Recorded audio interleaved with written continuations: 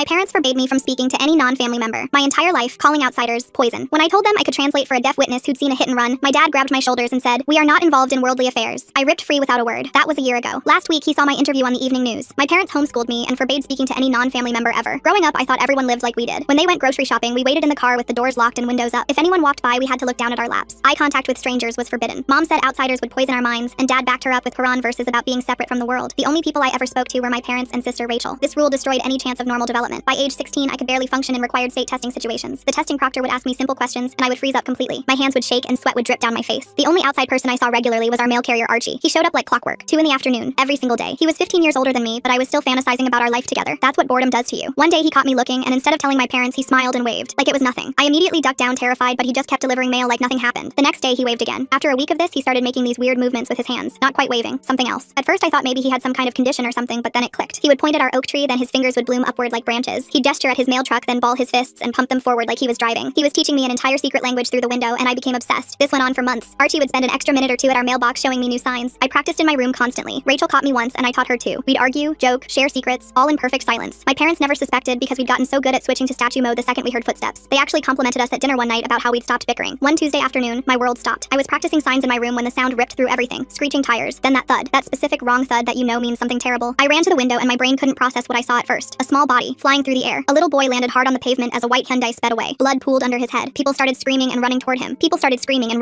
I pressed my face against the glass hard enough to leave marks, trying to see if his chest was moving at all. That's when I noticed a woman standing frozen on the sidewalk. She was frantically signing and pointing at the fleeing car, but she might as well have been invisible. Nobody understood her. She kept spelling out letters and numbers, but everyone just stared like she was having some kind of breakdown. My whole body shook as it hit me. She saw the plate. She knew who did this. She was trying to tell them, but her words were trapped in her hands. The boy still hadn't moved. Someone was yelling about calling 911. The deaf woman kept signing the same sequence over and over. BR7492. She saw the plate number but couldn't communicate it. I knew those signs. Archie had taught me letters and numbers last month. My parents' rules thundered in my ears, but that little boy was dying. There wasn't time to be scared. I sprinted downstairs where Mom was teaching Rachel mathematics. "There's been an accident," I gasped. "A hit and run. A boy got hit." Mom jumped up and I saw her shift into lockdown mode instantly. "Stay inside. Do not go out there." She moved toward the window and I knew the second she saw that crowd we'd be barricaded in for days. "Mom, please. There's a deaf witness. She saw the license plate but no one understands her. I know sign language. I can help." The words crashed out of me in a desperate rush. "You know what? How could you possibly know that?" Her face transformed. Confusion, then understanding, then pure fury. "Have you been communicating with outsiders?" Dad came running from his office. "What's happening?" Through the window we could see paramedics arriving. The boy was so still. Too still. The deaf woman was crying now, her signs getting sloppier, more desperate, still trying to tell anyone who would look at her. "Your daughter has been secretly learning sign language." Mom spat. "She wants to go talk to strangers." "Please," I screamed. "That boy is dying and she saw who did it. No one else can understand her. Please let me help." Dad grabbed my shoulders hard. "You deliberately disobeyed us. You put this entire family at risk of contamination." His fingers dug into my skin. "We are not involved in worldly affairs." I wrenched away from him and ran for the door. Mom shrieked behind me, but I didn't stop. I burst outside for the first time in years without permission. The sunlight felt alien on my skin. People turned to stare as I ran barefoot across our yard. The deaf woman saw me approaching and started signing frantically. I signed back, "I understand you," and her eyes went wide. "License plate," she signed. "BR7492, white Hyundai, Michigan plates." I spun toward the nearest adult. The words felt strange in my mouth after years of silence. "BR7492, white Hyundai, Michigan plates." I managed to get out to the nearest cop who grabbed his radio immediately and started calling it in while the paramedics worked on Lucas's still form. The deaf woman, Diana, grabbed my hands and signed "thank you" over and over with tears streaming down her face as more police cars arrived and officers started taking statements from everyone. I stood there shaking as reality crashed down on me that I'd just broken every rule my parents had ever made, but Lucas was being loaded into an ambulance and that mattered more than anything else. Mom yanked me back inside so hard my shoulder popped and Dad slammed the door behind us while Rachel watched from the stairs with huge eyes. They screamed at me for 20 minutes straight about contamination and disobedience and how I destroyed our family's purity, but I just kept seeing Lucas's blood spreading on the asphalt. The next 3 weeks passed in a blur of punishment and isolation, where they took away my window privileges and made me copy religious texts for 12 hours a day, while news vans parked outside our house because somehow word got out that a homeschooled girl had helped solve a hit and run. Diana found my number somehow and started texting me updates about Lucas, who survived, but with severe brain damage that would need years of therapy, and she mentioned his mom was desperate for answers since the police said they couldn't find the car with those plates. That's when everything shifted because we were packing boxes for our punishment move to a smaller house, when I noticed our new neighbor, Mrs. Patterson, had security cameras all along her driveway, pointing directly at the street where Lucas got hit. I signed to Rachel about the cameras while pretending to pack dishes, and she immediately understood what that could mean for the case. 2 days into the move, Rachel suddenly doubled over, screaming and clutching her stomach while we were carrying boxes, and when she yelled about appendix pain, Mom went completely white because their medical knowledge came from outdated books. Dad finally agreed to take her to the emergency room after she started writhing on the floor, and I watched them speed away knowing Rachel was faking the whole thing perfectly. The second their car turned the corner, I called Diana and told her about Mrs. Patterson's cameras, and she said she'd be there in 15 minutes with someone who could help. A van pulled up and Diana jumped out with a tall guy who introduced himself as Trevor, Lucas's uncle who worked in IT, and they followed me to where I could point out Mrs. Patterson's house from our window. Trevor pulled out a laptop and started typing rapidly, while explaining he could access cloud storage if we got close enough to her Wi-Fi, and Diana kept watch while I stood there with my heart hammering against my ribs. We crept along the side of Mrs. Patterson's house where Trevor connected to her network, and his fingers flew across the keyboard, pulling up file after file of security footage from the past month. I leaned over his shoulder as he scrolled through timestamps and suddenly froze when Archie's mail truck appeared on screen from 3 weeks before the accident, with Mrs. Patterson cornering him by her car and jabbing her finger in his face. The timestamp jumped to the day of the accident and my stomach dropped as we watched Mrs. Patterson sitting in her white Hyundai at 1:47 p.m. drinking from a wine bottle while holding up her phone phone recording herself laughing at something. Trevor saved everything to 3 different drives while Diana watched the footage of Mrs. Patterson clearly drunk just 13 minutes before she hit Lucas. And we all knew this changed everything. We heard a car approaching and I sprinted back inside just as my parents' car pulled into the driveway with Rachel, who gave me the tiniest thumbs up while Mom ranted about incompetent doctors who couldn't find anything wrong. That night, Trevor sent me files that made my stomach drop because there were 2 other kids hit by white Hyundais in the past 3 years, and both cases went cold after the sergeant took over the investigations. The next morning, 3 black SUVs pulled into our driveway, and federal agents surrounded our house while Dad scrambled to lock all the doors, but they had warrants. They brought us all into the living room where an agent explained that the sergeant had been covering for his wife's drunk driving for years, and Lucas wasn't her first victim. What makes me wonder is how Archie just happened to create this whole sign language system out of nowhere. Was he always planning to teach someone through a window? My hands shook as I realized we'd stumbled into something way bigger than one accident. The doorbell rang and Diana walked in with Archie right behind her, and seeing him without glass between us felt like stepping into another dimension. He signed and spoke at the same time, telling me I'd saved his job and gotten justice for Lucas, while my parents sat frozen, refusing to even look at them. The agent explained that Rachel and I would need to testify before a grand jury about everything we'd witnessed and documented. My parents stayed rigid in their chairs like they were trying to disappear into the furniture. The front door opened again and Trevor Williams entered with a woman whose eyes were red and puffy from crying. Linda Williams walked straight to me with tears streaming down her face and wrapped her arms around me saying thank you for speaking up when nobody else would listen. It was the first time anyone outside my family had ever hugged me, and my whole body went stiff not knowing how to respond. Dad jumped up suddenly announcing we were leaving and nobody could force us to stay, but the agent pulled out more papers. He explained that Rachel and I were under federal protection until the trial and Child Protective Services had been notified about our isolation. Mom's face went white as the agent said we'd be placed in temporary foster care while CPS investigated our living situation. 2 days later, Rachel and I were sitting in Diana's kitchen while she showed us how to use a cell phone properly. Every normal thing felt impossible, like ordering food from a menu or talking to the cashier at the store. Rachel picked it up fast and was already playing with the neighbor kids while I watched from the window, still scared to go outside without permission. At night, I couldn't sleep in a room without locks because the freedom felt wrong, like I was breaking rules just by existing. Diana tried teaching me basic stuff like how to introduce myself to people or make small talk, but my brain kept freezing up. 3 weeks later, we sat in a big room with wood panels on the walls while I testified for 3 hours about the sign language and finding the security footage. My voice got stronger with each answer, and Rachel testified about how we'd never been allowed to leave the house or talk to anyone. The grand jury voted to indict both the sergeant and his wife on multiple charges, including obstruction of justice and vehicular manslaughter. The next morning, cops surrounded Mrs. Patterson's house while neighbors gathered on their lawns to watch. She screamed that those terrorist kids were lying and setting her up as they put her in handcuffs. At the police station, other officers watched in silence as the sergeant was arrested at his own desk. The news cameras caught everything as they dragged him out in handcuffs while his former buddies wouldn't even look at him. Over the next few weeks, our lives changed completely. Rachel started going to regular school for the first time and discovered she was really good at arguing with people. She joined the debate team after just 2 weeks and won her first competition by the end of the month. The coach pulled me aside after watching her destroy 3 seniors in practice rounds. He said she had natural talent most kids never develop. Rachel told me later that all those years of silent arguments with me had trained her brain differently. She could see multiple sides of everything instantly and counter any point before her opponent finished making it. Meanwhile, our parents sat in separate jail cells waiting for their own trials to start. Dad requested a supervised meeting with us after 3 weeks inside. We sat across from him in a small gray room while a social worker watched from the corner. His hands shook as he looked at us, and I noticed how much weight he'd lost already. He told us he'd failed as a father and let fear control our whole family. He said Mom's paranoia had infected him slowly over the years until he couldn't see how wrong it all was. Mom refused to meet with us because she still believed she'd done nothing wrong. The prosecutor handling the Patterson case called me in for another meeting that same week. She had news that made my stomach drop. My parents were being investigated for child abuse and educational neglect by the state. The prosecutor said Rachel and I might have to testify against them too. Everything kept getting worse instead of better. Diana started visiting us at the group home twice a week to help me study for my GED test. She brought practice books and sat with me for hours going over math and science I'd never learned properly. She kept telling me I was brilliant and that my parents couldn't stop my mind from growing even locked in that house. The test itself was easier than I expected after all her help. My scores came back high enough for college admission, which felt impossible considering where I'd started. Diana hugged me so hard when we got the results that I couldn't breathe for a second. 3 months after Lucas died, his mom Linda asked if I wanted to visit his grave with her. I wasn't sure I could handle it, but something made me say yes. We stood there in the cemetery while she told me about her son. He'd been learning sign language at school to talk to his deaf cousin who lived in California. The coincidence hit me so hard I had to sit down on the grass. This little boy who died had been learning the same language that saved me. Linda showed me videos on her phone of him practicing his signs with such concentration on his tiny face. The trial finally started 6 months after that terrible day. The courthouse was packed with reporters and angry neighbors who'd known the Pattersons for years. I took the stand on the first day feeling stronger than I ever had before. Months of therapy had helped me find my voice even though my hands still shook. Mrs. Patterson's lawyer tried to make me look crazy because of how I was raised. He kept asking if I really understood what I'd seen since I'd been isolated my whole life. The prosecutor objected over and over while I stayed calm and repeated exactly what happened. I described every detail from the white Hyundai speeding away to Diana signing the license plate number. The jury watched me carefully, and I could see some of them taking notes. Archie testified the next day about teaching me sign language through the window. He explained how Mrs. Patterson had threatened him multiple times for talking to our family. The prosecutor played security footage from the liquor store showing Mrs. Patterson buying wine 20 minutes before the accident. Then came the Instagram video her friend had posted of them doing shots in her kitchen an hour before Lucas died. The jury looked sick watching it, especially when the timestamp appeared on screen. Rachel sat in the gallery the whole time signing encouragement to me whenever I looked over. Our secret language that we'd hidden for so long was helping put a killer in prison. Even Mom watched from her spot in the back row, and I saw something change in her face when Rachel signed "I love you" to me. Mrs. Patterson took the stand on day 3 claiming I was lying because my parents had programmed me to hate normal Americans. She said we were terrorists who wanted to destroy good Christian families like hers. The prosecutor destroyed her with the security footage from the intersection showing her car running the red light. The video was so clear you could see her looking at her phone instead of the road. Then came the evidence about her husband trying to cover everything up. The prosecutor had hundreds of emails between the sergeant and other officers about changing reports. He'd threatened 3 different cops who wanted to investigate properly and destroyed the original accident report. The conspiracy went all the way up to the deputy chief who'd been taking bribes for years. During the lunch recess, I ended up in the witness waiting room with 3 other people who'd all tried to report Mrs. Patterson before. The first guy showed me his police report from 6 months ago when she'd sideswiped his car while drunk at noon. The cops never followed up. The second woman had dashcam footage of Mrs. Patterson running a red light and almost hitting a family in a crosswalk. She'd sent it to the police department 4 times. The third person was an elderly man whose granddaughter went to school with Lucas. He'd complained to the principal remarkable about Mrs. Patterson picking up her own kids while obviously drunk, but nothing happened. We all sat there realizing that if anyone had listened to us, Lucas would still be alive. When court resumed for closing arguments, the prosecutor stood up and pointed right at me. He called me a hero who broke free from imprisonment to save lives. He said my courage exposed not just one drunk driver, but an entire corrupt system. The defense attorney tried to paint me as a manipulated child seeking attention. She said I was confused and traumatized by my upbringing. She claimed Diana had coached me to lie for sympathy. Every word felt like a slap, but I kept my eyes on the photo of Lucas they'd put on the evidence table. That little boy deserved justice no matter what they said about me. The jury left to deliberate and we all filed out. In the hallway, I found myself standing next to a girl about my age. She introduced herself as Amy, Trevor Wilson's daughter. Her dad was the witness who'd tried to help Lucas. We started talking about normal things like college and what we wanted to study. She was going to Michigan State for engineering. I told her I'd applied to University of Michigan for social work. It hit me that I could actually imagine a future now. I could see myself in classes and making friends and living a normal life. The jury took 2 whole days to decide. Diana kept me and Rachel busy with cooking lessons and shopping trips and movie nights. We made homemade pizza and watched comedies and painted our nails. Lucas learning sign language to talk to his deaf cousin while the same language ended up exposing his killer. That's the kind of plot twist that makes you believe the universe has a really dark sense of humor. She was building us a new kind of family from scratch. We were learning how to be normal teenagers. On the second afternoon, the bailiff called us back. The courtroom was packed. Mrs. Patterson sat there looking small and scared while her husband, the sergeant, just stared at the table. The judge asked if the jury had reached a verdict. The foreman stood up and said yes. Guilty on all counts for Mrs. Patterson. 25 years for vehicular homicide, DUI, and conspiracy to obstruct justice. Guilty on all counts for the sergeant. 20 years for corruption, evidence tampering, and conspiracy. The courtroom exploded. People were crying and cheering at the same time. Linda Moore, Lucas's mom, collapsed into her chair sobbing with relief. I went over and held her while she cried. She grabbed my hands and whispered that I'd given Lucas justice. Across the room, Archie was signing to me from the gallery. You found your voice, his hand said. Outside the courthouse, reporters swarmed us immediately. Cameras and microphones pushed toward my face from every direction. I froze at first, my old training kicking in. Then I remembered I didn't have to be silent anymore. I looked straight at the cameras and spoke clearly. A child died because adults failed him. I just told the truth. My voice didn't shake at all. A week later, we sat in a CPS office while they read their final ruling. My parents would need to complete extensive counseling and parenting classes before any unsupervised contact with us. Rachel and I would remain with Diana indefinitely. Mom and Dad sat across from us looking defeated. They'd fought it at first, but their lawyer told them they'd lose. The next day, a thick envelope arrived from the University of Michigan. Diana and Rachel watched as I opened it. Full scholarship based on my GED scores and extraordinary circumstances. They wanted me to study social work to help other isolated children. I'd written about my experience in my application essay. Rachel hugged me so hard I couldn't breathe. 2 weeks later, we had our first supervised visit with our parents. The social worker sat in the corner taking notes while we talked. Mom looked different somehow, smaller. She started crying halfway through, and for the first time in my life, she admitted she was wrong. I was so afraid of the world hurting you that I hurt you myself, she said. Dad nodded beside her. They'd been going to therapy 3 times a week. The therapist was helping them understand how their fear had turned into abuse. It was just the first step, but it was something. 3 weeks later, I found Archie on his mail route 2 blocks from our old house, and my hands shook as I approached him for the first time outside of signing through glass. He looked up from sorting letters, and his whole face broke into this huge smile that made me realize how much he'd been worrying about me since everything happened. You saved my life, I told him, and watched him shake his head immediately. You saved your own life. I just showed you a window existed. He pulled me into this quick hug that smelled like mail truck vinyl and aftershave before heading back to work, and I stood there on the sidewalk feeling like maybe I could actually do this whole existing in the world thing. Rachel's debate tournament came 4 months later, and watching her stand at that podium arguing about religious freedom versus child welfare made my chest hurt in the best way possible. Mom and Dad sat 3 rows behind me, and I could see Mom's hands twisted together in her lap as Rachel explained how isolation isn't protection and how faith shouldn't require cutting yourself off from humanity. The judges gave her first place, and when she walked off that stage, Dad actually stood up and clapped, even though his face looked like he was working through some serious internal stuff. Community college started that fall, and I picked morning classes thinking fewer people would be around, but the parking lot was still packed at 7:30, and I sat in my car for 20 minutes before finally walking into that building. The first few weeks were rough, and I'd find spots in empty hallways between classes just to breathe, but by December I'd made 2 friends who didn't mind that I sometimes went quiet or needed to step outside when rooms got too crowded. Trevor, the family therapist, had us all sitting in his office every Thursday, and those sessions were hard with Dad admitting he'd used religion to control us, and Mom crying about how her own childhood trauma made her think walls were the only way to keep us safe. Trust was going to take years to rebuild, but at least we were talking now instead of just following rules nobody questioned. 6 months after the trial, Diana asked if I wanted to help at the Deaf Advocacy Center, and that first day teaching sign language to other isolated teens felt like coming full circle. This girl Sarah showed up with the same scared look I probably had that day. I ran outside, and when she signed thank you after our session, I had to excuse myself to the bathroom to get it together. Diana found me there and just held me while I processed that maybe something good could come from all the bad. Lucas's elementary school invited us to the Memorial Garden dedication, and seeing that plaque reading "Justice Through Truth" while his classmates sang some song about friendship made Rachel grab my hand so tight it hurt. We stood there as part of the community for the first time, and nobody stared at us like we were weird or different, and his mom came over to thank us again, even though we kept telling her we just did what anyone should do. Dad got a job at Ace Hardware 6 months later, and watching him learn to work a register and talk to customers about drill bits was surreal after years of him hiding in his office. Mom still struggled more, and some days she couldn't leave the house, but she'd started going to the support group for religious trauma survivors, and last week she actually went grocery shopping alone. Diana had us over for dinner every Sunday, and watching me and Rachel sign across her table while eating her famous pot roast felt so normal now, even though a year ago we were doing it in secret terror. We'd taught Diana's daughter Emma our old secret signs, and she'd added her own, and sometimes the 4 of us would have entire conversations without making a sound just because we could. The letter came on a Tuesday, and seeing my story in some newspaper had apparently helped this girl in Texas, whose parents had similar rules, and she wrote that I'd given her hope that there was life beyond those walls. I wrote her back immediately and told her about the Advocacy Center and gave her resources, and Diana helped me set up this whole correspondence program for isolated kids reaching out. Standing at the University of Michigan campus that next fall with my acceptance letter in my hand felt impossible, but there I was with Rachel waving from Diana's car and my own dorm key, and a class schedule that included Introduction to Social Work, because maybe I could help other kids trapped behind windows. I wasn't that girl watching life happen anymore, and I wasn't even the girl who ran outside to save someone, because now I was just Maya, and that was enough. And as I walked toward the registration building, I didn't look back once. Thanks for letting me wonder along with you through all this. It's definitely been interesting spending this time together. Until next time, like the video. It helps more than you think.